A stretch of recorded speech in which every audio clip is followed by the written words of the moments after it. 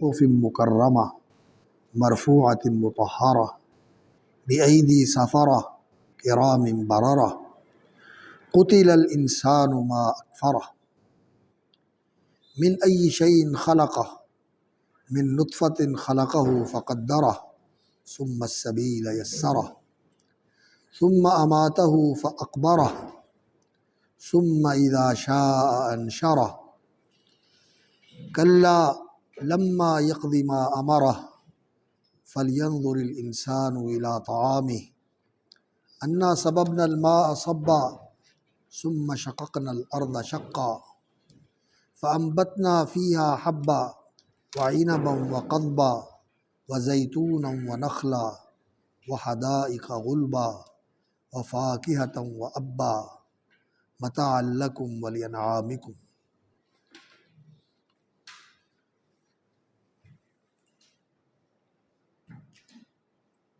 انسان کی رہنمائی کے لیے ایمان باللہ اور التفکر والتدبر فی آیات اللہ، آیات اللہ الکونیہ و آیات اللہ المنزلہ، یہ چیز ایسی ہے، اللہ پر ایمان اور یقین اور اللہ کی آیات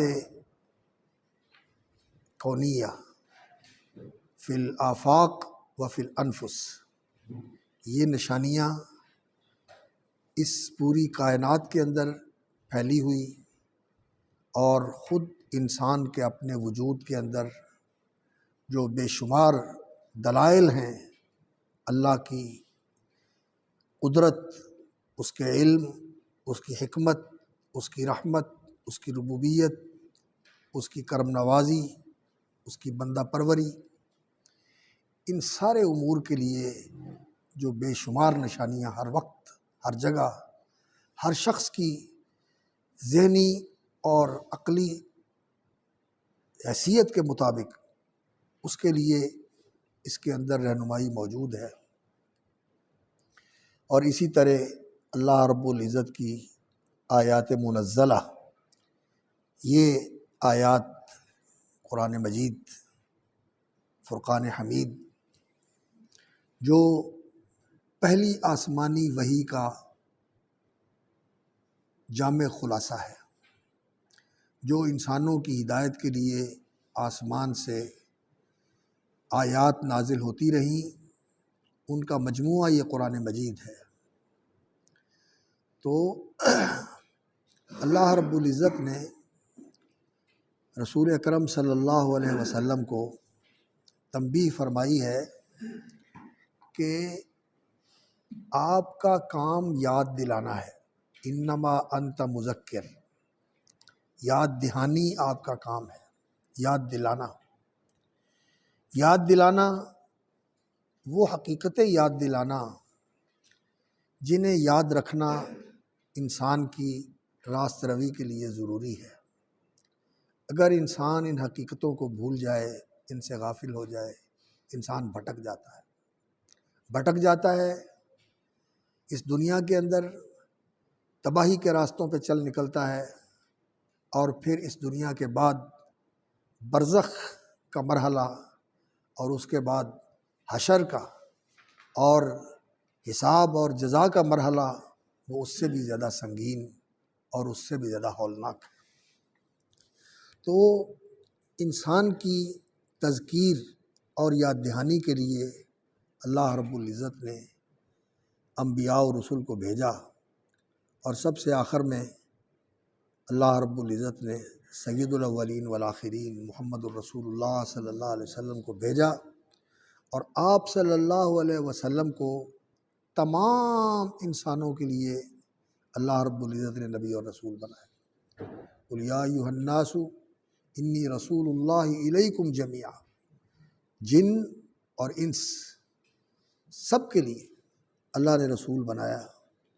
تو رسول اکرم صلی اللہ علیہ وسلم کو اللہ رب العزت نے یہ تعلیم دی کہ آپ اپنی اس تذکیر اور اس یاد دہانی کے اندر اور اس واعظ اور ابلاغ کے اندر کسی خاص طبقے کو سامنے نہ رکھیں، بلکہ یہ کام آپ کا ایسا ہے کہ عام ہونا چاہیے، اس میں مساوات ہونی چاہیے، بالا نشینوں کے لیے بھی اور خاک نشینوں کے لیے بھی۔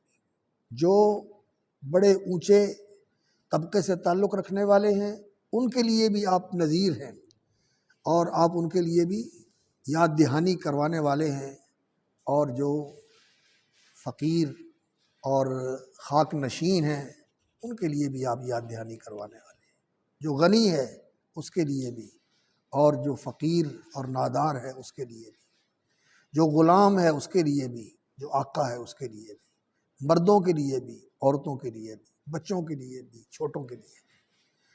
تو یہ یاد دہانی ہے، تو آپ کو سب کے لیے اس یاد دہانی کا اہتمام کرنا چاہیے۔ کسی کو آگے اور کسی کو پیچھے کرنا، کسی کو مقدم کرنا، کسی کو مؤخر کرنا، یہ آپ کے لیے زیبا نہیں ہے۔ کلا انہا تذکرہ، آئندہ ایسا نہیں ہونا چاہیے، کیونکہ یہ یاد دہانی ہے۔ سب کا حق ہے کہ یہ یاد دہانی ان کو کروائی جائے، یہ ذکر ان تک پہنچایا جائے اور انہیں اس بات سے آگاہ کیا جائے، کیونکہ اللہ رب العزت کی حجت جو ہے وہ رسول کے ذریعے قائم ہوتی ہے۔ لِأَلَّا يَكُونَ لِلنَّاسِ عَلَى اللَّهِ حُجَّةٌ بَعْدَ الرُّسُلِ، رسول کے ذریعے اللہ رب العزت کی حجت قائم ہوتی ہے۔ تو حجت قائم کرنے کے لیے آپ کو مساوات کا اہتمام کرنا چاہیے سب کے لیے۔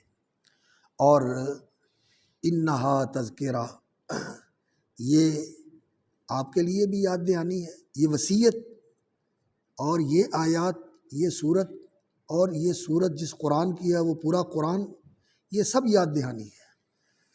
اور یاد دہانی کا معنی یہ ہوتا ہے کہ جو چیز انسان کے اندر موجود ہے لیکن انسان کسی وقتی عارضے کی وجہ سے اس سے غافل ہو جاتا ہے، اس کو فراموش کر دیتا ہے، اس کی طرف اس کی توجہ نہیں رہتی، تو پھر باہر سے اس کو یاد دلایا جاتا ہے کہ اس کو اپنے ذہن میں تازہ کرو، اپنی یادداشت میں لے کے آؤ، یہ تیرے اندر موجود ہے۔ اور وہ کیا ہے؟ وہ ہے فطرت اسلام، وہ ہے فطرت اسلام، اسلام کی فطرت۔ اور اسلام کا معنی کیا ہوتا ہے؟ اللہ کی مکمل فرما برداری، اللہ کی مکمل فرما برداری۔ یہ انسان اس فطرت کے ساتھ پیدا ہوتا ہے کہ یہ اللہ کا مکمل فرما بردار بن کے رہے، مکمل فرما بردار بن کے جیے، زندگی گزارے، ہر وقت اللہ کی فرما برداری کے اندر رہے، کسی وقت بھی اللہ رب العزت کو بھولے نہ، اس سے غافل نہ ہو اور اس کی نافرمانی کی طرف نہ جائے، ہر وقت اس کی فرما برداری کے اندر رہے۔ ہاں، کسی وقت غفلت کی وجہ سے اور نفسانی غلبے کی وجہ سے، شیطانی اغوا کی وجہ سے، ماحول کے اثر کی وجہ سے، اثرات کی وجہ سے کسی وقت بھی نافرمانی ہو جائے تو فوراً توبہ کرے، استغفار کرے، اللہ کی طرف پلٹ کے آئے۔ یہ چیز انسان کی ضرورت ہے اور نبیوں کا یہی کام ہے۔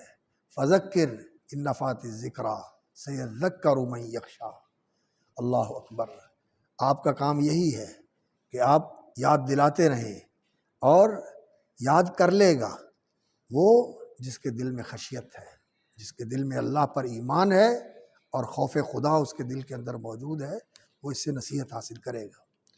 تو جو انبیاء کے وارث ہیں، علماء اور رسول اللہ صلی اللہ علیہ وسلم کے علم کے حامل اور امین، اور نبی صلی اللہ علیہ وسلم کے مشن کے وارث اور امین، دعوت اللہ، دعوت الی سبیل اللہ، اور اصلاح نفس اور زکوٰۃ قلب، تزکیۃ القلوب، اور اصلاح القلوب، تزکیۃ النفوس، اس کام کے اندر جو نبی صلی اللہ علیہ وسلم کے وارث ہیں ان کے لیے یہ بڑی اہم وصیت ہے کہ وہ اس قرآن کے ذریعے لوگوں کی یاد دہانی کروائیں۔ لیکن یہ بات یاد رہنی چاہیے کہ قرآن کے ساتھ سنت اس کا لازمی تکملہ ہے اور تتمہ ہے، بلکہ وہ اس کا حصہ ہے۔ یہ دونوں ایک دوسرے کو مکمل کرتے ہیں۔ قرآن اور سنت، کتاب اور حکمت، یہ دونوں ایک منبع سے یہ ہم تک آئے ہیں، اور وہ اللہ رب العزت کی ذات عالی اور اللہ کی وحی ہے، اس کے ذریعے ہم تک پہنچے ہیں۔ ان میں سے کسی ایک کو لینا اور دوسری کو چھوڑنا یہ انسان کی گمراہی کا باعث بنتا ہے۔ اور بعض اوقات لوگ آثار، روایات اور ان چیزوں سے ان کا اشتغال بڑھ جاتا ہے، اور وہ ضعاف اور منکر اور موضوع اور مکذوب اس طرح کی چیزوں کے اندر بھی بہت زیادہ اشتغال رکھتے ہیں۔ یہ بھی غلط راستہ ہے، غلط راستہ ہے یہ۔ نہیں، انسان کو صحیح اور حسن تک اپنے آپ کو محدود رکھنا چاہیے۔ صحاح اور حسان یہ جو روایات ہیں، ان کو اپنی رہنمائی کے لیے انسان کو اپنی توجہ کا مرکز بنانا چاہیے، اور یہ ضعاف اور مکذوب اور موضوع اور مختلق یہ جو روایات ہیں، ان سے پرہیز کرنا چاہیے۔ کئی لوگ روایات کے اندر زیادہ توغل اور زیادہ ان کے ساتھ اشتغال رکھتے ہیں، تو وہ جو کچھ بھی مروی ہے اس کو لے کے چلتے ہیں۔ جیسا کہ ہمارے یہاں یہ طبقہ جو ہے وہ یہ جو دعوت اسلامی والے ہیں، اسی طرح تبلیغی جماعت والے ہیں، ان کے ہاں یہ سلسلہ چلتا ہے۔ یہ بھی غلط طریقہ ہے۔ اور کچھ لوگ جو ہیں وہ صرف قرآن مجید کو لیتے ہیں اور وہ احادیث سے اعراض کرتے ہیں، ان کو اہمیت نہیں دیتے، اور کہتے ہیں کہ جی بس قرآن مجید پر توجہ دینی چاہیے، قرآن مجید کے اوپر محنت کرنی چاہیے، اس کو اپنے لیے رہنما بنانا چاہیے، اور وہ اس کے بیان سے تغافل برتتے ہیں، اس کی طرف سے اعراض کرتے ہیں کہ قرآن کا بیان، عملی بیان اور قولی بیان، وہ رسول اکرم صلی اللہ علیہ وسلم کی احادیث صحیحہ ہے، احادیث حسنہ ہیں، ان کو ساتھ رکھنا چاہیے، ان دونوں کو ساتھ لے کے چلنا چاہیے۔ اس لیے جو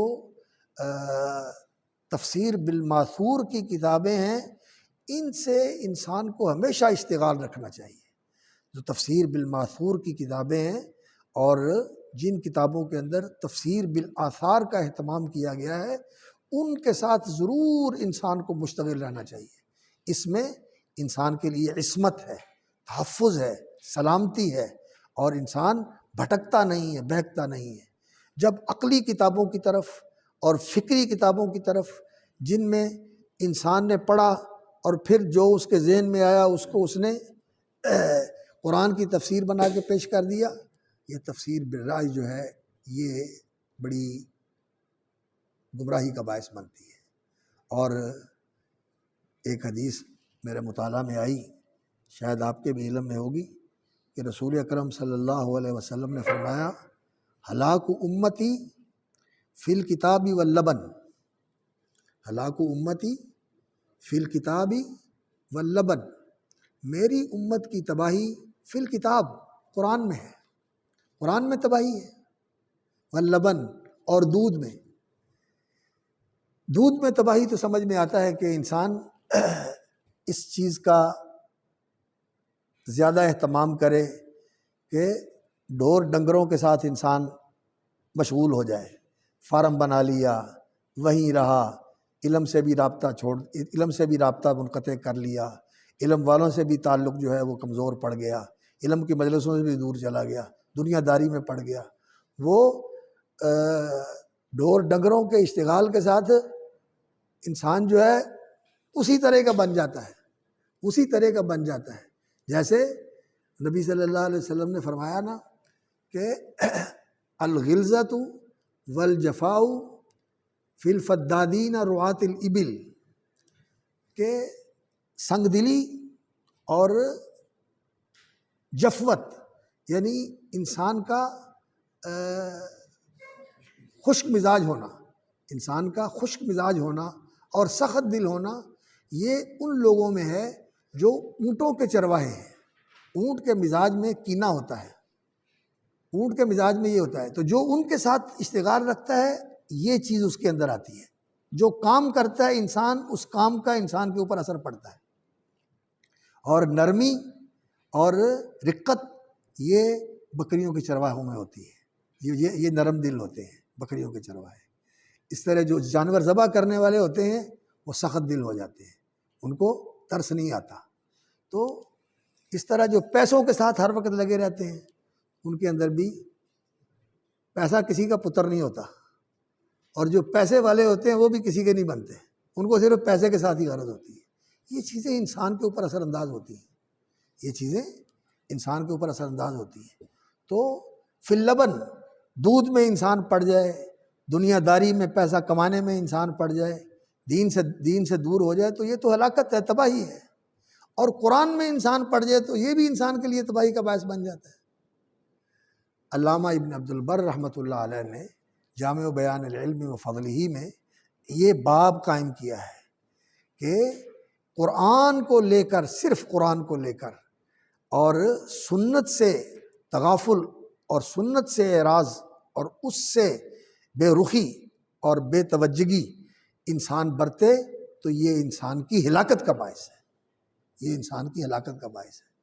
یہ اس لیے میں عرض کر رہا ہوں کہ اس دورے میں میں ادھر گیا دیر وغیرہ کے علاقے میں، چترال میں، تو دوستوں کے ساتھ ملاقات ہوئی، تو انہوں نے بتایا کہ بڑے قرآن کے بڑے عالم تھے اور ہزارہا لوگوں نے ان سے قرآن پڑھا، مولانا محمد طاہر پنجپیری رحمۃ اللہ علیہ، اور ان کے دورہ قرآن میں وہ سارا سال قرآن پڑھاتے تھے اور رمضان میں بھی پڑھاتے تھے، اور ان سے قرآن کا دورہ پورا سال لوگ جا کے ان کے پاس قرآن پڑھتے تھے، اور بڑے بڑے علماء ان کے شاگرد تھے۔ تو وہ کہتے ہیں کہ وہ اس علاقے میں اشاعت التوحید و سنہ کے نام سے ان کی جماعت جو ہے وہ معروف ہے، اور توحید کے معاملے میں توحید ربوبیت، توحید الوہیت، اس میں وہ ماشاءاللہ بالکل بہت ماشاءاللہ مضبوط ہیں، لیکن توحید الاسماء و صفات میں ان کا منہج جو ہے وہ سلفی نہیں ہے، وہ کلامی ہے، ماتریدیوں والا ہے۔ اسی طرح بدعات اور ان چیزوں کے بارے میں بھی ان کے جو ہے نا کافی ماشاءاللہ وہ ان کا انکار کرتے ہیں اور ان سے بچتے ہیں، لیکن تقلید کے معاملے میں اور فقہ حنفی پر جمود کے معاملے میں ذرا وہ شدت پسند ہے۔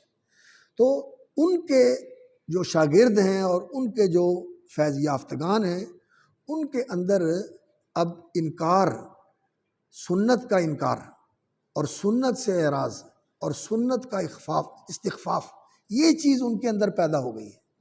تو مجھے چند دوستوں نے چند لوگوں کے نام بتائے کہ یہ لوگ اب کھلم کھلا اس چیز کا اظہار کرتے ہیں اور اس چیز کا لوگوں کے اندر پرچار کرتے ہیں کہ صرف قرآن ہے اور یہ حدیث جو ہے اس کی کوئی حیثیت نہیں ہے، اور بالخصوص صحیح بخاری جو حدیث کی کتابوں کا ماشاءاللہ گل سرسبد ہے، یہ اس گلدستے کا سب سے خوبصورت پھول ہے، اور امت کے علماء کا یہ اتفاق ہے، اصح الکتب بعد کتاب اللہ الجامع الصحیح الامام البخاری۔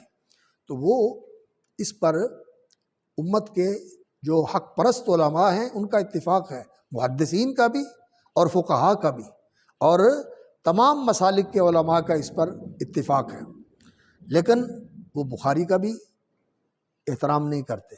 وہ کہتے ہیں یہ بخاری جو ہے یہ لوگوں کو بخارے، یہ لوگوں کے لیے بخارے ہے، اور بخارے وہ کس کو کہتے ہیں؟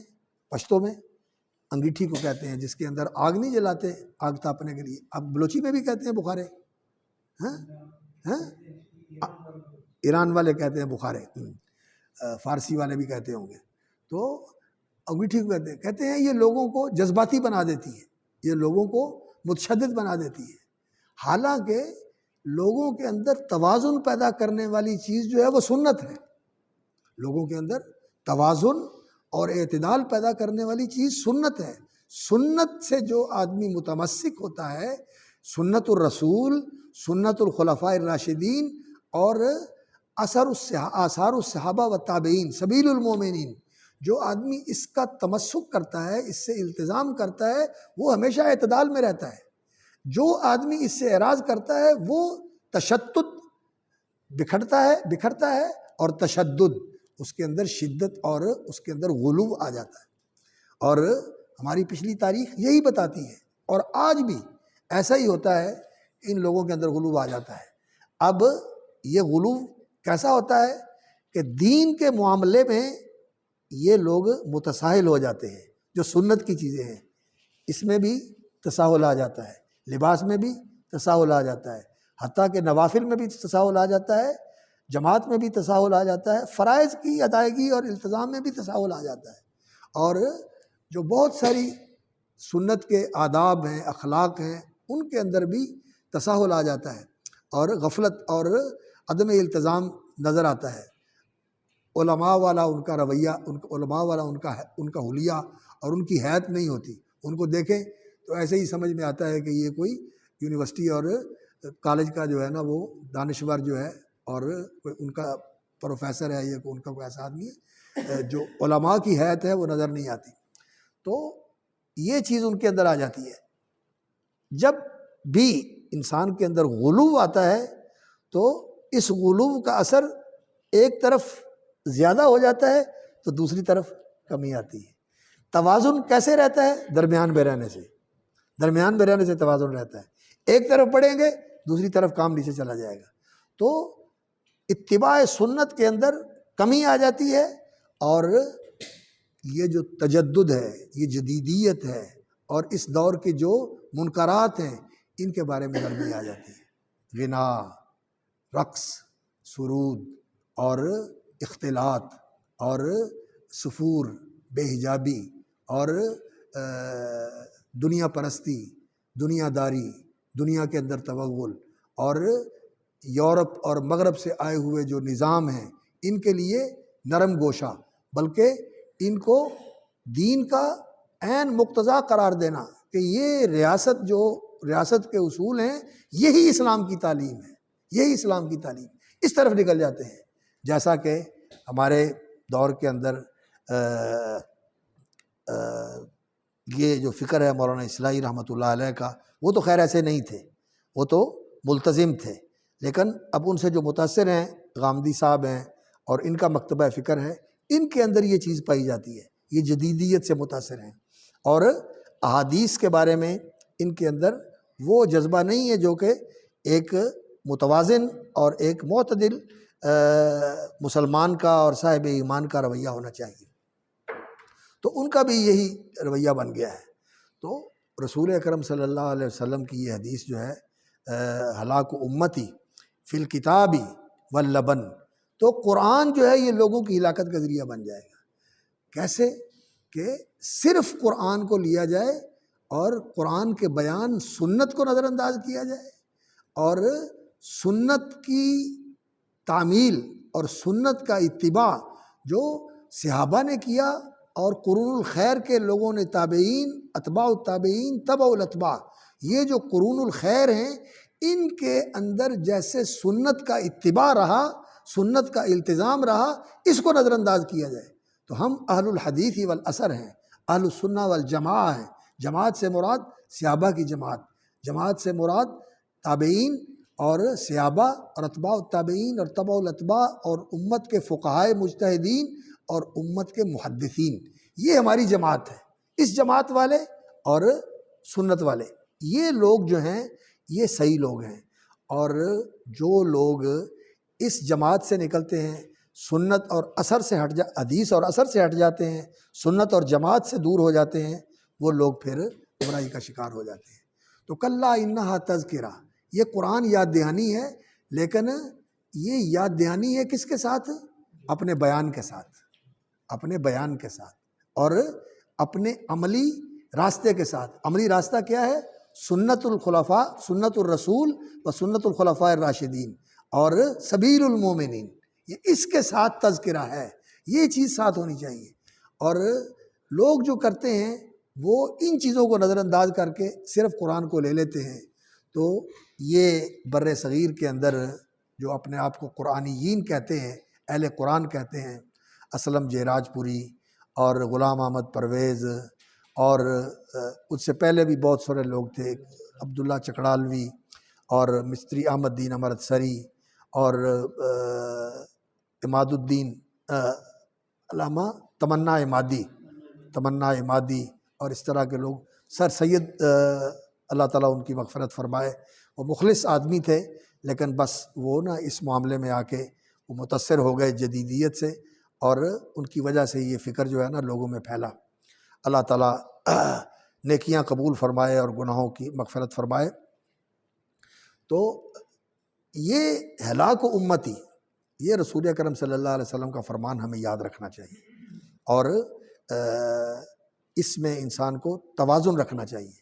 تو کلا انہا تذکرہ فمن شاء ذکرہ، تو قرآن کے ساتھ قرآن کا بیان، وانزلنا الیک الذکر لتبین للناس ما نزل الیہم، تو نبی صلی اللہ علیہ وسلم نے جو اس کا بیان فرمایا ہے، یہ عمل کے ساتھ بھی فرمایا ہے، آپ نے اس کے مطابق زندگی گزاری، آپ صلی اللہ علیہ وسلم نے قرآن کی تعلیم کے مطابق پوری زندگی آپ صلی اللہ علیہ وسلم کی قرآن کا عملی اتباع تھی۔ وَاتْلُ مَا أُوحِيَ إِلَيْكَ مِنْ كِتَابِ رَبِّكَ لَا مُبَدِّلَ لِكَلِمَاتِهِ اور اتَّبِعْ مَا يُوحَىٰ إِلَيْكَ مِنْ رَبِّكَ لَا إِلَٰهَ إِلَّا هُوَ وَأَعْرِضْ عَنِ الْمُشْرِكِينَ۔ تو نبی صلی اللہ علیہ وسلم متبع وحی تھے اور اعلیٰ صراط مستقیم تھے، تو نبی صلی اللہ علیہ وسلم کی سیرت، آپ کی سنت، آپ صلی اللہ علیہ وسلم کی حیات طیبہ اور آپ کا اسوہ حسنہ، یہ ضروری ہے، اس کو سامنے رکھنا قرآن کے ساتھ ضروری ہے، اور قرآن کے ساتھ اس کو ملا کے رکھنا ضروری ہے۔ اس لیے احادیث کو پڑھنا اور جاننا، اور اس کے لیے تفسیر ابن کثیر، علامہ ابن کثیر رحمۃ اللہ علیہ یہ بہترین تفسیر ہے، اور اسی طرح جو سلف کی تفسیر ہے اس کے سلسلے میں ابن جریر رحمۃ اللہ علیہ کی تفسیر اور علامہ بغوی رحمۃ اللہ علیہ کی تفسیر، یہ بہترین تفاسیر ہے۔ اگرچہ الکشف والبیان علامہ نیسابوری کی، کیا نام ہے ان کا، سالبی، علامہ سالبی کی، اور البسیط جو ہے علامہ واحدی کی، یہ کتابیں بھی، ان میں بھی روایات ہیں، لیکن ان میں بعض روایات اسرائیلیات بھی ہیں اور بعض موضوع اور بہت کمزور ضعاف روایات بھی ہیں، لیکن یہ کتابیں نسبتاً ان سے بہتر ہیں، اور خاص طور پر ابن کثیر تو بہت ہی اچھی کتاب ہے۔ تو ان کتابوں کے ساتھ اشتغال رکھنا چاہیے، اور صرف عقلی تفسیریں اور تفسیر بالرائے کی کتابیں، ان سے آدمی زیادہ اشتغال رکھے تو پھر انسان کے فکر میں زیغ آ جاتا ہے، ٹیڑھا پن آ جاتا ہے، اور انسان اثر لیتا ہے، انسان اثر پذیر ہے، متاثر ہوتا ہے، انسان کے اندر انفعالیت ہے، اثر پذیری ہے، یہ دوسری چیز کا اثر لیتا ہے، اچھی صحبت کا بھی اثر لیتا ہے اور بری صحبت کا بھی اثر لیتا ہے، اچھی کتابوں کا بھی اثر لیتا ہے اور بری کتابوں کا بھی اثر لیتا ہے۔ اس لیے انسان کو اس جو طرز کی کتابیں ہیں تفسیر بالمعصور کی، ان کے ساتھ اہتمام رکھنا چاہیے، اور اپنی دعوت کے اندر مساوات رکھنی چاہیے، اور سب لوگوں کے ساتھ یکساں معاملہ کرنا چاہیے۔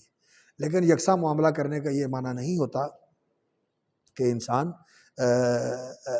جو کوئی کریم القوم اور علیت القوم سے، قوم کے اعلیٰ طبقے سے کوئی آدمی آیا ہے اور معزز آدمی ہے، تو انسان اس کی رعایت نہ کرے۔ انزل الناس منازلہم، لوگوں کے ساتھ معاملہ ایسے کرنا چاہیے، ان کی حیثیت اور مرتبے کا لحاظ اور اعتراف کرنا چاہیے۔ اگر کوئی معزز آدمی آئے تو اس کی عزت افزائی کرنی چاہیے، اور اس کے لیے انسان کو خوشی کا اظہار کرنا اور اس کی تھوڑی سی تکریم کا اظہار کرنا، تاکہ وہ یہ محسوس کرے کہ مجھے جو میری حیثیت ہے اس کے مطابق میرے ساتھ معاملہ کیا گیا ہے۔ تو بعض لوگ ہوتے ہیں کہ کوئی بڑا آ جائے تو اس کی تذلیل کرتے ہیں، ایسا نہیں ہونا چاہیے، اور چھوٹا کوئی آدمی آ جائے تو اس کی بھی دلداری کرنی چاہیے، اور اس کے ساتھ بھی محبت کا اور بہت زیادہ جو ہے نا وہ تکریم والا اور اس کی خیر خواہی والا معاملہ کرنا چاہیے، اس کو نظر انداز نہیں کرنا چاہیے۔ تو مساوات رکھنی چاہیے اور قرآن کے ذریعے تبلیغ کرنی چاہیے۔ اور حقیقت یہ ہے کہ قرآن مجید کہ حفظ کے اندر مہارت ہو اور اس کے فہم کے اندر مہارت ہو، اور پھر اس سے استدلال اور استناد کے اندر مہارت ہو کہ انسان جو کہہ رہا ہے اس کی دلیل انسان کے پاس قرآن مجید سے آ جائے۔ یہ زیادہ قرآن سے اشتغال رکھنے سے انسان کو حاصل ہوتی ہے۔ یہ جتنا زیادہ انسان کا قرآن کے ساتھ اشتغال ہو، حفظ میں، تلاوت میں، تدبر میں اور استحضار میں، اسی قدر یہ چیز پھر زیادہ بنتی ہے۔ تو کلا انہا تذکرہ، قرآن کے ساتھ جو یاد دہانی ہوتی ہے اور اس کے ساتھ جب احادیث شامل ہو جائیں تو پھر نور علی نور ہو جاتا ہے، پھر نور علی نور ہو جاتا ہے۔ اس لیے قرآن کا ضبط، اتقان، استحضار، تلاوت کے ساتھ، تدبر کے ساتھ، اور اس کے ساتھ احادیث کا حفظ اور ان کا استحضار اور ان کا تدبر اور ان کو ساتھ قرآن کے جوڑ کر، اور پھر سلف کی تفسیر، یہ چیزیں جو ہیں یہ آج امت کی ضرورت ہے اور اس پہ زیادہ توجہ دینی چاہیے۔ باقی فکری چیزیں ٹھیک ہے، ان سے کچھ نہ کچھ استفادہ کیا جا سکتا ہے بعض نئی چیزوں کو سمجھنے کے لیے اور ان کے بارے میں لوگوں کی رہنمائی کرنے کے لیے اور ان کا تصور پوری طرح اخذ کرنے کے لیے کہ اس کی حقیقت کیا ہے، ماہیت تصور جاننے کے لیے یہ چیزیں ضروری ہو جاتی ہیں۔ لیکن علم اس میں نہیں ہے۔ علم جو ہے وہ العلم قال اللہ قال رسول وقال صحابتہم اولو العرفان، علم یہ ہے، حقیقت کا علم اسی کے اندر ہے۔ اسی علم کے اوپر انسان کو توجہ دینی چاہیے۔ تو کلا انہا تذکرہ فمن شاء ذکرہ، تو جو چاہے اس کو یاد کر لے۔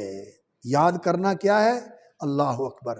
یہ یاد کرنا جو ہے فمن شاء ذکرہ، یہ ایسا یاد کرنا ہے کہ یہ انسان کے دل میں بھی ہو، انسان کی زبان پہ بھی ہو اور انسان کی سوچ میں بھی ہو اور انسان کے عمل میں بھی ہو۔ کسی وقت بھی انسان اس سے منقطع نہ ہو، ہر وقت یہ چیز جو ہے نا انسان کے ذاکرہ میں رہے، انسان کے سامنے رہے، جڑا رہے انسان اس کے ساتھ۔ یہ بڑی اعلیٰ چیز ہے۔ فمن شاء ذکرہ فی صحف مکرمۃ مرفوعۃ مطہرہ، تو یہ ایسے صحیفوں میں ہے۔ صحیفہ، صحف، اللہ اکبر، یہ قرآن مجید کے لیے اللہ رب العزت نے استعمال کیا ہے۔ لم یکن الذین کفروا من اہل الکتاب والمشرکین منفکین حتی تأتیہم البینہ رسول من اللہ یتلو صحفا مطہرہ۔ تو یہ جو صورتیں ہیں یہ صحف ہیں۔ صحیفہ اس کی جمع صحف، فی ان ھذا لفی الصحف الاولی صحف ابراہیم و موسیٰ۔ تو صحیفہ جو ہے یہ جس کے اندر صفحات جمع کیے جاتے ہیں اس کو صحیفہ کہا جاتا ہے۔ جس کے اندر صفحات جمع کیے جاتے ہیں، صفحہ کہتے ہیں جو چیز ایسے پھیلی ہوئی ہو، صفحہ اس کو پھیلی ہوئی چیز کو کہتے ہیں۔ تو جس کے اندر یہ صفحات جمع کیے جائیں اس کو صحیفہ کہتے ہیں، جس کے اندر یہ جمع کیے جاتے ہیں۔ فی صحف مکرمہ، اور یہ بڑی شان اور بڑی عظمت والے ہیں۔ کرم جو ہے یہ عزت اور توقیر کے لیے بولا جانے والا لفظ ہے۔ فی صحف مکرمہ مرفوعۃ مطہرہ، اللہ کے ہاں اس کی بڑی عزت ہے۔ کرامت جو ہے یہ شرف کو کہتے ہیں۔ وَلَقَدْ كَرَّمْنَا بنی آدم، بنی آدم کو ہم نے شرف بخشا، فضیلت اور برتری عطا فرمائی۔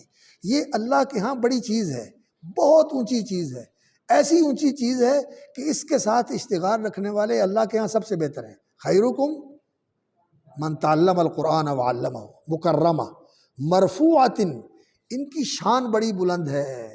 مرفوعۃ، یہ اللہ کے ہاں بہت اونچائی والے ہیں، بہت اونچا شان ہے۔ تو جو ان کے ساتھ اشتغال رکھتا ہے تو اللہ تعالیٰ اس کی بھی شان اونچی کر دیتے ہیں، اس کو بھی اللہ تعالیٰ اونچا شان دے دیتے ہیں۔ مرفوعۃ مطہرہ، یہ پاکیزہ ہے۔ اس بات سے دنس،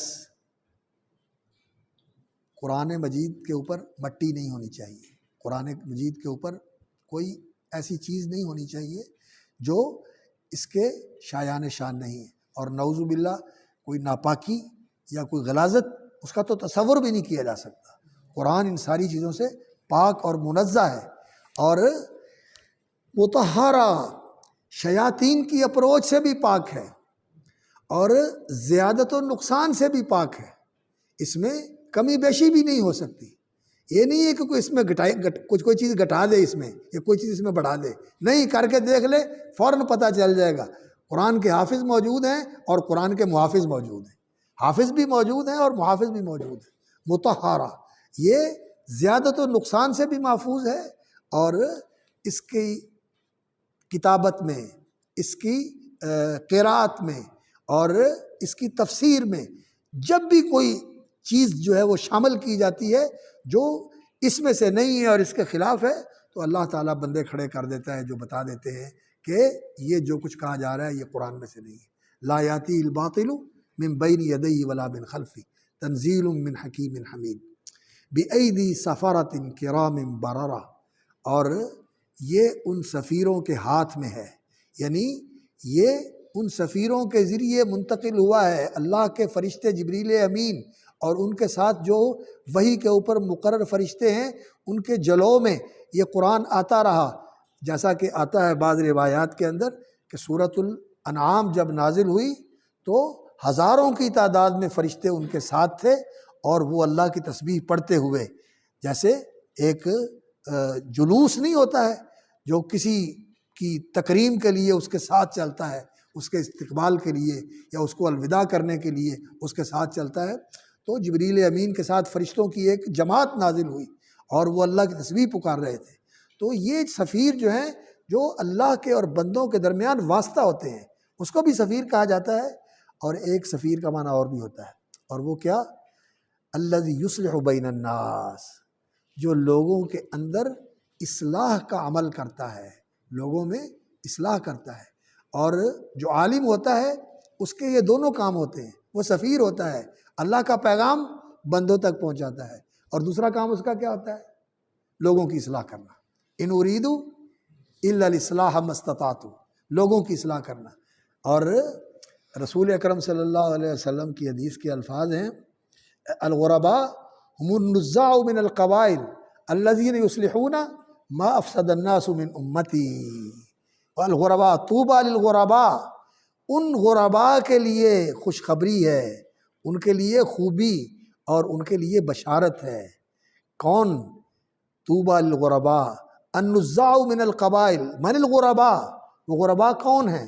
النزاع من القبائل، جو قبائل میں سے نکل کے آئے ہوئے ہیں، کسی سے ایک، کسی سے دو، کسی سے چار، کسی سے پانچ، مختلف قبیلوں سے نکل کے لوگ آئے ہوئے ہیں، النزاع من القبائل۔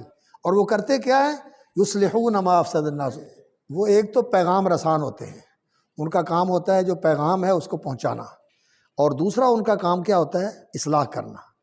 اور اس اصلاح کے اندر جو ہے اپنی اصلاح بھی ہے اور دوسروں کی اصلاح بھی ہے، اس لیے کہ اصلاح کا عمل جو ہے وہ اپنے آپ سے شروع ہوتا ہے، اپنے آپ سے۔ ابدا بنفسک فنہا عن غیہا فاذا انتہت عنہ فانت حکیم، حکیم تب ہو جب اپنی اصلاح کر لو۔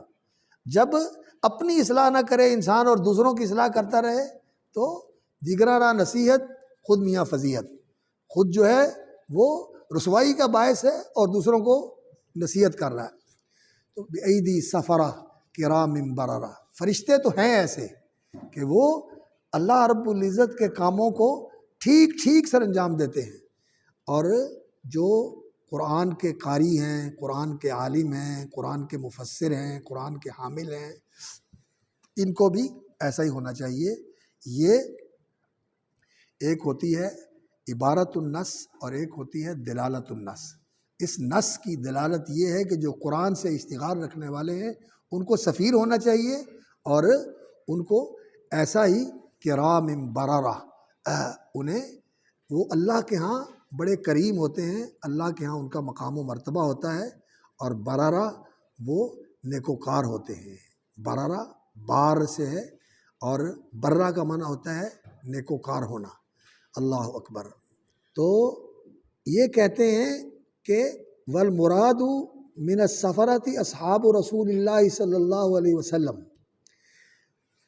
فرشتے تو اس سے مراد ہیں کہ وہ اللہ سے قرآن لے کے آئے، اور پھر رسول اکرم صلی اللہ علیہ وسلم بھی سفیر ہیں کہ انہوں نے فرشتوں سے لے کر صحابہ تک پہنچایا، اور صحابہ نے رسول اللہ صلی اللہ علیہ وسلم سے لے کر تابعین تک پہنچایا، اور پھر ان سے لے کر تابعین نے آگے پہنچایا۔ تو یہ سارے لوگ اس سفرہ کے اندر شامل ہوتے ہیں، سارے لوگ اس سفرہ کے اندر شامل ہوتے ہیں۔ اسی لیے مصنف رحمۃ اللہ علیہ نے فرمایا کہ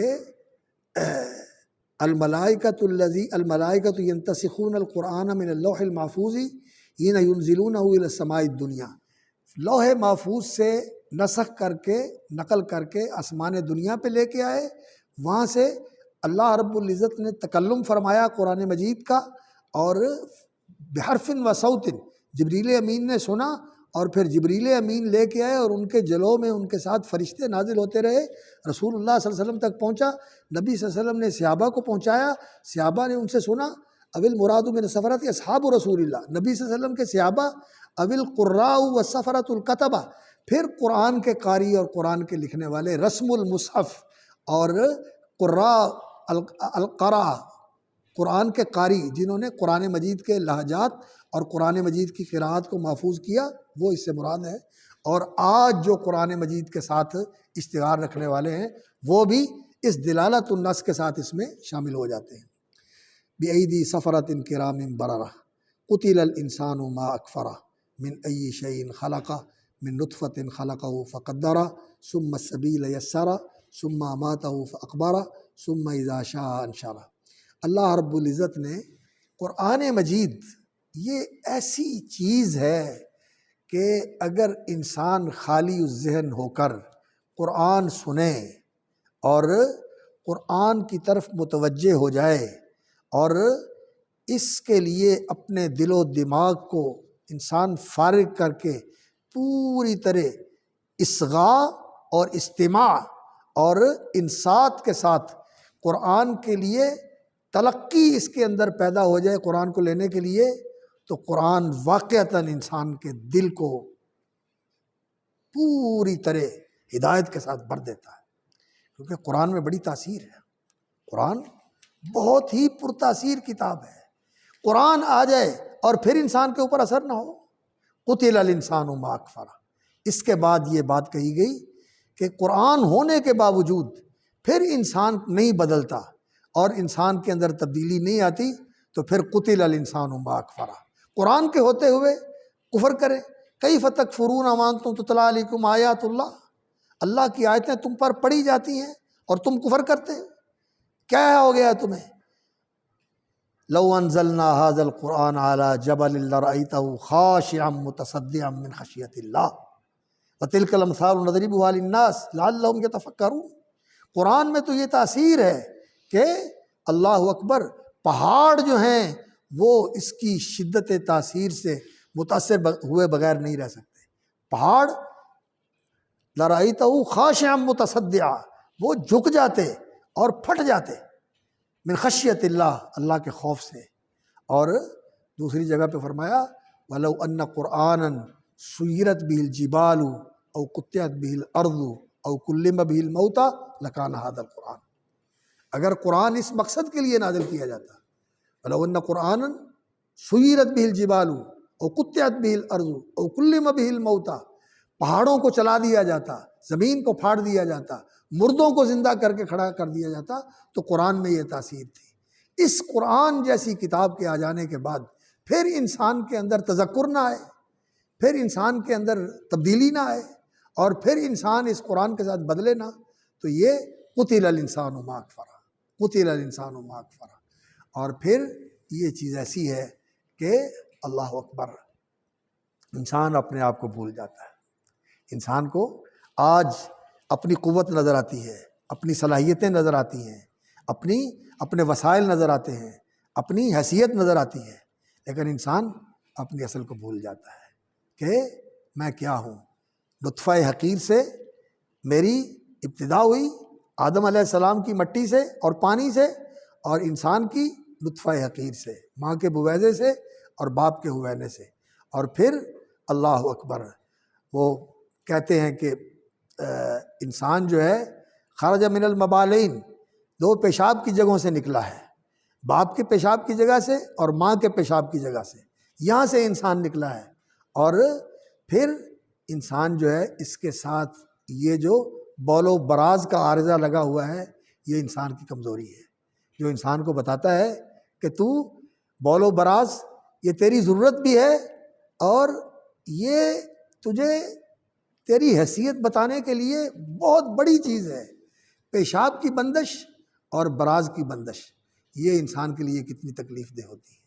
انسان کتنا بیچارہ اور کتنا بے بس ہوتا ہے کہ پیشاب بند ہو گیا اور پیٹ میں ہوا رک گئی، پیٹ میں پخانہ رک گیا، تو یہ انسان اکڑتا ہے، یہ انسان اپنے آپ کو بڑا سمجھتا ہے، تکبر کرتا ہے، یہ اللہ کی آیتوں کو نہیں مانتا، یہ اللہ کے حکموں کو نہیں مانتا، یہ اللہ کے دین کو نہیں مانتا، یہ اللہ کی حدود کی خلاف ورزی کرتا ہے۔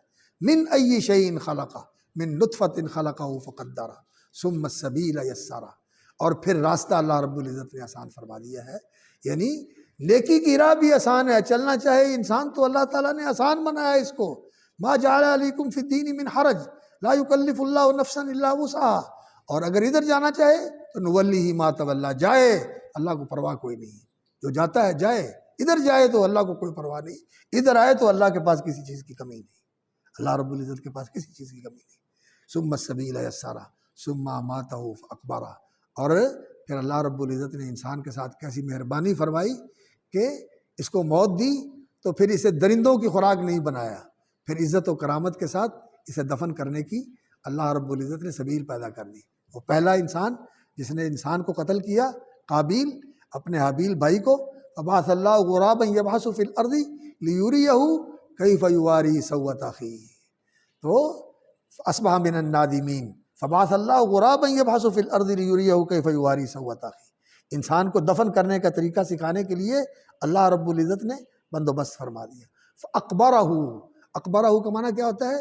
اس کو قبر والا بنا دیا، اقبرہ اس کو قبر والا بنا دیا۔ قبرہ کا معنی ہوتا ہے اس کو قبر میں دفن کیا، قبرت الرجل، میں نے بندے کو قبر میں دفن کر دیا، اور اخبرہ یعنی اللہ رب العزت نے اس کو قبر والا بنا دیا۔ اخبرہ ای جعلہ ذا قبر، اور قبر کیا ہے؟ جس کے اندر انسان دفن کیا جاتا ہے، مقبور، جس کے اندر انسان کو دفن کر دیا جاتا ہے۔ تو یہ اللہ رب العزت نے انسان کی کرامت کے لیے انسان کو یہ چیز عطا فرمائی ہے کہ اسے جانوروں کے سامنے پھینکا نہیں جاتا کہ پرندے اس کا گوشت نوچ لیں، کتے اس کو بمبوڑ کے کھائیں، نعوذ باللہ، اور وحشی جو ہیں وہ اس کی لاش کے اوپر پل پڑیں اور اس کی ہڈیاں توڑ دیں اور اس کا گوشت نوچ لیں۔ اللہ رب العزت نے اس منظر سے اس کو محفوظ رکھا، اللہ رب العزت نے اس کے لیے قبر کا انتظام کر دیا۔ فاقبرہ، یہ بھی اللہ رب العزت کی کرم نوازی ہے، یہ اس کی نعمت ہے۔ اللہ اکبر۔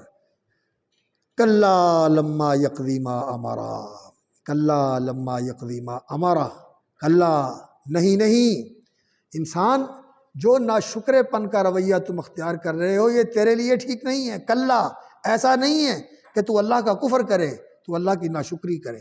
کلا لما یقضی ما امرہ، لما یقضی ما امرہ، لما اور لم یہ کس لیے ہوتا ہے؟ لم کا معنی ہوتا ہے کہ اس نے یہ کام نہیں کیا، اور لما کا معنی ہوتا ہے کہ ابھی تک نہیں کیا، ابھی تک نہیں کیا۔ لما یقضی ما امرہ، ابھی تک اس نے نہیں پورا کیا جو اللہ نے اس کو حکم دیا۔ اللہ اکبر۔ تو کہتے ہیں کہ انسان جو اللہ رب العزت کے احکام ہیں اور جو اللہ کے تقاضے ہیں اور جو اللہ رب العزت کا حق ہے، بندگی کا، شکر گزاری کا، وفاداری کا اور اطاعت شعاری کا، فرما برداری کا جو حق ہے، یہ انسان پورا نہیں کر سکتا، یہ انسان پورا نہیں کر سکتا۔ کلا لما یقضی ما امرہ فَلْيَنْظُرِ الْإِنسَانُ إِلَىٰ طَعَامِهِ، انسان پورا نہیں کر سکتا۔ اے لم یقض الانسان ابدا ما امرہ اللہ من الفرائض، وفی البخاری عن مجاہد لا یقضی احد ما امر به، اے جمیع ما کان علیہ فإن الانسان لا ينفک عن تقصیر، جو کچھ اللہ رب العزت نے زندگی میں انسان کے اوپر لازم کیا ہے اس سارے کو پورا کرنا یہ انسان کی بساط میں نہیں ہے۔ انسان خلق الانسان ضعیفا، خلق الانسان ضعیفا، یہ انسان پر تقصیر ہے، اس میں کوتاہی ہے، اس میں کوتاہ کاری ہے، اس میں کمال نہیں ہے۔ اور خود رسول اکرم صلی اللہ علیہ وسلم کو یہ حکم ہو رہا ہے کہ فسبح بحمد ربک واستغفر لذنبک وللمؤمنین والمؤمنات۔ رسول اکرم صلی اللہ علیہ وسلم کو یہ کہا جا رہا ہے، جو کہ عابد الخلق تھے، سب سے بڑھ کر اللہ کی عبادت کرنے والے تھے، اور رسول اکرم صلی اللہ علیہ وسلم کا قیام اور سجود اور تتفتر قدماہ، نبی صلی اللہ علیہ وسلم کے قدم سوج جاتے تھے اور لمبا سجدہ کرتے تھے، آنکھیں نبی صلی اللہ علیہ وسلم کی ابل جاتی تھی، تو اس کے باوجود حکم یہ ہو رہا ہے کہ واستغفر لذنبک، اور کسی کی کیا بات ہو۔ اس لیے توبہ اور استغفار کا انتظام کرنا چاہیے۔ کلا لما یقضی ما امرہ، ایک معنی تو اس کا یہی ہے کہ انسان نے اللہ کا حکم پورا نہیں کیا، اور دوسرا اس کا معنی یہ ہے کہ کلا لما یقضی ما امرہ، کہ اللہ رب العزت نے ابھی فیصلہ نہیں کیا اس کا جس کا اس نے حکم دے رکھا ہے۔ اس نے حکم کیا دے رکھا ہے؟ قیامت برپا ہونے کا۔ قیامت آنے والی ہے، قیامت آنے والی ہے، قیامت آ کے رہے گی، قیامت برحق ہے، اور ثقلت فی السماوات والارض، یہ بہت بوجھل اور بھاری چیز ہے اس کائنات کے اندر۔ اس کائنات کے اندر بڑی بھاری اور بوجھل چیز ہے قیامت۔ پوری کائنات جو ہے وہ اس سے خوف زدہ اور اس سے ہر وقت جو ہے وہ فکر مند رہتی ہے۔ جانور فکر مند رہتے ہیں اور کائنات کی ہر چیز فکر مند رہتی ہے، قیامت آنے والی ہے۔ ان کو تو تباہی کا ڈر ہے کہ یہ ختم ہو جائیں گی، اور جانوروں کو اس چیز کا ڈر ہے کہ ختم ہو جائیں گے، لیکن جن کے لیے یہ قیامت آنی ہے کہ ان کا حساب ہونا ہے، ان کی جزا اور سزا ہونی ہے، وہ اس سے غافل ہیں۔ تو ابھی اللہ رب العزت نے اس کا قضا فیصلہ نہیں کیا کہ وہ برپا ہو جائے، ما امرہ ہو، کیوں؟ اس لیے کہ ابھی تک وہ سارے مرحلے پورے نہیں ہوئے۔ تمام انسانوں کا دنیا میں آنا، اور پھر اپنی اپنی مہلت عمل کے مطابق عمل کرنا، اور پھر اللہ کے حضور پیش ہونا، اور پھر اس کائنات کے اندر جو اللہ رب العزت نے جتنے مراحل رکھے ہوئے ہیں ان سب کا پورا ہونا، ابھی تک وہ سارے معاملات پورے نہیں ہوئے، اس لیے اللہ رب العزت نے قیامت کے آنے کا فیصلہ نہیں کیا۔ یہ معنی بھی اس کا کیا گیا ہے، لما یقضی ما امرہ کلا ان القیامت توجد الآن لأنہ لم یقضی، ابھی قیامت برپا ہونے والی نہیں ہے کیونکہ اللہ رب العزت کا یہ فیصلہ نہیں ہے۔ ولم ینفذ ما امرہ اللہ وقدرہ من مدت حیات الدنیا، اور ابھی تک وہ اللہ نے جو مقدر کیا ہوا ہے اور جو اللہ کا حکم جاری ہوا ہے کہ اس دنیا کی مدت اور بنی آدم کی وہ تعداد جو پیدا ہونے والے ہیں وہ سارے کے سارے دنیا میں آ جائیں، اور وہ سارے کے سارے دنیا میں آ کے اپنی مہلت عمل کے اندر عمل کر کے اپنا پورا جو ہے نامہ عمل بھر دیں، جن اعمال کے ساتھ انہوں نے بھرنا ہے۔ تو یہ کلا جو ہے، یہ جو لوگ کہتے ہیں نا کہ لے آؤ نا، وہ قیامت لاتے کیوں نہیں ہو؟ لاتے کیوں نہیں ہو قیامت؟ جس کی روز دھمکی سناتے ہو، تو قیامت لے آؤ نا۔ یستعجلونک بالعذاب ولن یخلف اللہ وعدہ، یہ تم سے عذاب بھی جلدی مانگتے ہیں، اور یسألوک الناس عن الساعۃ ایان مرساہا، کب آئے گی وہ قیامت؟ روز قیامت ڈراتے رہتے ہو۔